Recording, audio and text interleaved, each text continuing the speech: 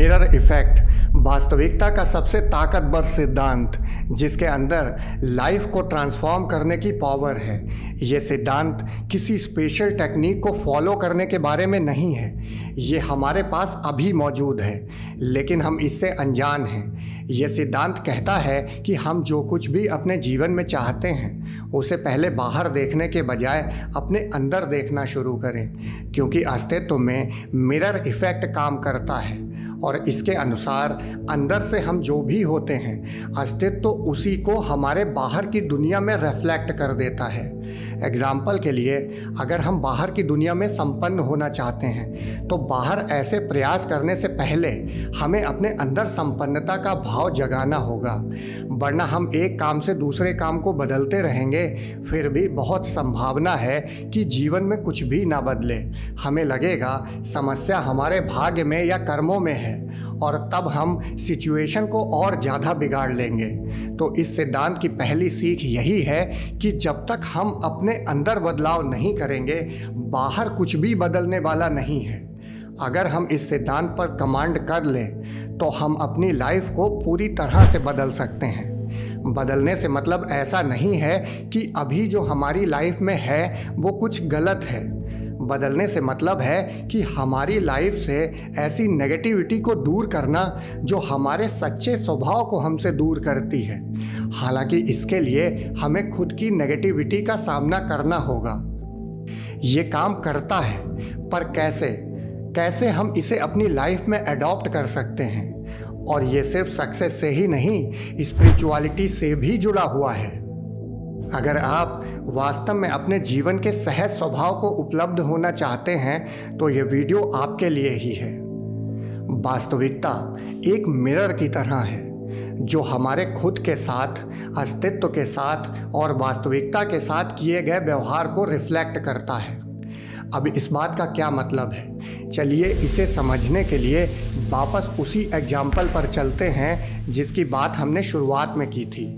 अगर हम बाहर की दुनिया में संपन्न होना चाहते हैं और संपन्नता के साथ हमारा व्यवहार ऐसा है कि हम सोचते हैं हम संपन्न नहीं हो पाएंगे, हमारे अंदर वो क्षमता नहीं है, तब वास्तविकता के मिरर को यही संदेश जाता है और यही वो हम पे रिफ्लेक्ट कर देता है।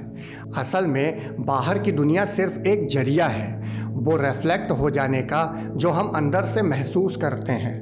अगर हम अपने आसपास की दुनिया को देखेंगे तो अब ये साफ पता चलता है कि ज़्यादातर लोग मटेरियलिस्टिक लाइफ जी रहे हैं। वो पूरे समय बाहर की तरफ भाग रहे हैं। अब हमें शरीर मिला है तो बाहर भी ज़रूरी है, लेकिन इसका ये मतलब नहीं है कि हम बस बाहर की दुनिया में ही खो जाएं।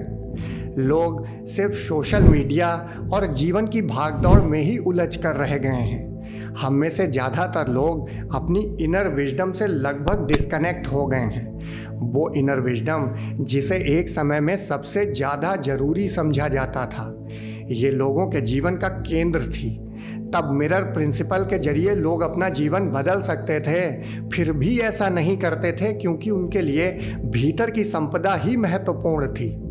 आज के टाइम में हमें मिरर प्रिंसिपल को जानने के लिए 4 बेसिक रूल समझने होंगे। ध्यान रखें, चौथा रूल सबसे महत्वपूर्ण है। उसे जाने बिना हम कभी भी इसे पूरा नहीं समझ सकते। तो इसका पहला रूल ये समझना है कि ये सिद्धांत 2 बातों के हिसाब से रिफ्लेक्ट करता है। पहला, हमारा खुद के साथ संबंध और दूसरा इस संसार के साथ संबंध। दूसरे शब्दों में वास्तविकता का दर्पण इसी बात का प्रोजेक्शन है कि हम खुद को कैसे देखते हैं और इस संसार को कैसे देखते हैं। अगर हम खुद के अंदर ये सोचते हैं कि हम ऐसे नहीं हो सकते या हम ऐसा नहीं कर सकते, हम इस लायक नहीं हैं, तो रियलिटी का मिरर कहता है हाँ सच में तुम इस लायक नहीं हो, और इसे ही हम पर रिफ्लेक्ट कर देता है।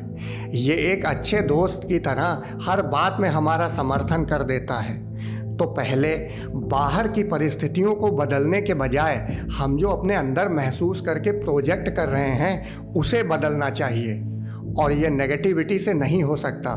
तो खुद को मना करके ऐसा ज़बरदस्ती नहीं करना है, बल्कि अंदर से ये समझना है कि पॉजिटिविटी किस तरह से हमारे पूरे जीवन को बदल सकती है। खुद को इस बात के लिए ही इनकरेज करना है और ये महसूस करना है कि बाहर का जगत भी हमारे लिए हमारे जैसा ही है। और इस पॉजिटिविटी के साथ सच्चाई से इसे समझने से मिरर प्रिंसिपल इसी को बढ़ाकर हम पर रिफ्लेक्ट कर देता है। जीवन की छोटी छोटी बातों और खुशियों के लिए खुद को लकी अनुभव करें। ये सोचकर मस्त हो जाएं कि अस्तित्व कैसी कृपा हम पे बरसा रहा है। फील करें कि हम आनंद के लिए एक मैग्नेट हैं। खुद को लायक समझें कि परमात्मा ने हमें जीवन दिया है। डिवाइन प्लान के ऊपर भरोसा रखें। अपनी रोज़ की लाइफ में इसकी प्रैक्टिस करें। एक ट्रांसफॉर्मेशन के लिए तैयार रहें और इस तरह से खुद को और अस्तित्व को देखने से हमारी वास्तविकता हमारी आँखों के सामने बदलती हुई हम देखेंगे। इसका अभ्यास करते समय ना तो अधीर हों और ना ही किसी अपेक्षा को लेकर धैर्य रखें। इसका मतलब है धैर्य ऐसा ना हो कि हम उम्मीद लगाए बैठे हैं एक ना एक दिन धैर्य का परिणाम आएगा। इससे सिर्फ हमारी बेचैनी बढ़ेगी और फिर वो ही हम पे रिफ्लेक्ट हो जाएगी। तो मस्त रहें, दुख को भी जीवन का हिस्सा जानकर स्वीकार करें और जब ये मस्त रहना ही परिणाम हो जाए तब समझ लें कि अस्तित्व हम पे अब वही रिफ्लेक्ट कर रहा है जो हम उसे दिखा रहे हैं। अब दूसरे रूल की बात करते हैं। दूसरे रूल में हमें ये समझना है कि मिरर इफ़ेक्ट के सिद्धांत के फिज़िकल रियलिटी में इम्प्लीमेंट होने में कुछ समय लगता है और उसका कारण है अपने अंदर के संसार में बस आंखें बंद करके हम तुरंत ही वो विजुलाइज कर सकते हैं जो हम चाहते हैं। इस डायमेंशन में ये इसी तरह से काम करता है, लेकिन फिज़िकल डायमेंशन में मैटर की सघनता की वजह से इसमें समय लगता है। फिज़िकल रियलिटी के नेचुरल लॉज हैं और इन्हें तोड़ना मुश्किल है। हालांकि कोई सिद्ध योगी जैसे कि महाबतार बाबा जी वो इन नियमों के दायरे के पार हो जाते हैं, पर हमें अभी बस विश्वास की ताकत पर भरोसा रखना है। इसीलिए नहीं कि विश्वास का कोई फल आएगा, बस अकारण विश्वास, बेशर्त विश्वास, हर स्थिति में विश्वास, लाइफ के हर उतार चढ़ाव में भी, क्योंकि कई बार ऐसा होगा कि हमारा पुराना नेगेटिव एटीट्यूड वापस हमें घेरने लगेगा। इस नई शांति से हम बोर होने लगेंगे, क्योंकि हमें लगे ना लगे लेकिन मन को परेशानियों में भी एक रस है। खुशी और गम के उतार चढ़ाव में होने वाले घर्षण में मन को एक सुविधा रहती है। मन का जीवन ही तनाव में है, तो इस स्थिति में होशपूर्ण रहें, विश्वास रखें, खुद को इस नई सिचुएशन को अडॉप्ट करने के लिए स्पेस दें। तीसरा रूल जो कि बहुत प्रभावशाली है, इसमें हमें समझना होगा कि मिरर इफ़ेक्ट विचारों के हिसाब से नहीं, भाव के हिसाब से काम करता है। जैसे अगर हम अपने काम से नफ़रत करते हैं या अपने सीनियर या पड़ोसी से नफ़रत करते हैं तो ये नफ़रत को ही रिफ्लेक्ट नहीं करेगा, बल्कि और ऐसी सिचुएशन हमारी लाइफ में रिफ्लेक्ट कर देगा और इसे एक एंडलेस सर्कल बना देगा। और यही वजह है कि लोग डिप्रेशन में चले जाते हैं। वो अपनी कुंठा को सप्रेस करते रहते हैं और उनकी लाइफ में ऐसी सिचुएशन बनती रहती हैं। जितना हमारे पास जो नहीं है या जो हमें नहीं पसंद है उसकी शिकायत से हम भरे रहेंगे, हमारी इन बातों को कंफर्म करने के लिए उतनी ही ऐसी सिचुएशन रिफ्लेक्ट होती रहेंगी।